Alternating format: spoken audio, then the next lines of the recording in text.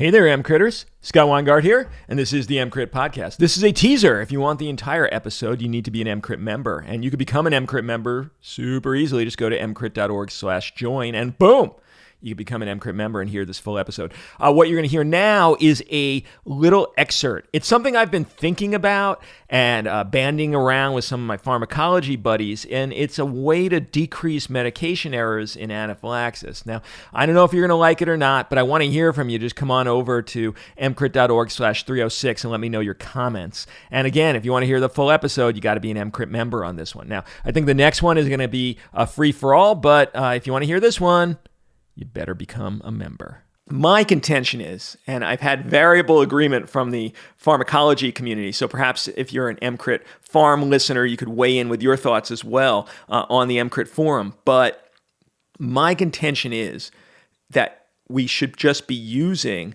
the cardiac epinephrine dosing, meaning 5 cc's of the 1 milligram in 10 cc dose, right? That would give us a 5 cc injection. It's a little bit high for IM, but as Ruben Strayer demonstrated, you could give 20 cc's IM.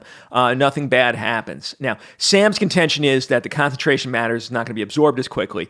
I think he's probably incorrect, but I don't have the clear evidence to say so. I think it would work just fine. So if anyone's interested in a study, perhaps with healthy volunteers and seeing the vital sign effects of the 1 milligram in 1 cc, 500 micrograms, versus the 1 milligram in 10 cc's, 500 micrograms of that, and whether there would be any significant difference in duration, in time to effect, in response, I think that would be super interesting. Because if you could do that, if you could just get rid of the what we used to call 1 to 1,000, the 1 milligram and 1 ml form, that would be great, because now there would only be 2 forms of epi instead of 3 in your ED. Well, what's this last one we haven't mentioned yet? Well, it's push dose epinephrine, which I think every ED should have. So then you'd have the cardiac epinephrine, which is what you could stock, in your code cart and in your Pyxis as cardiac epinephrine. And then you could have push dose.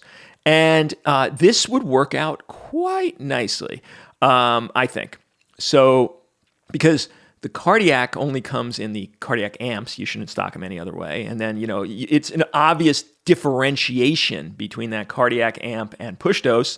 And in places that don't have pre-dawn push dose, you just have one form in the Pyxis. You'd only have the cardiac, and you'd be making up the push dose from that cardiac epinephrine.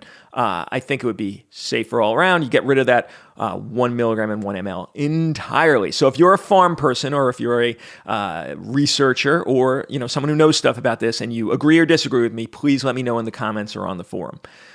Okay, so we were mentioning IV push dose. I think if you had the druthers, if you had a patient whose blood pressure is 40/20, and you had a choice of waiting for push dose or waiting for IM, I would just give the push dose epinephrine. And I'd probably, in a patient like that, just give the 20 micrograms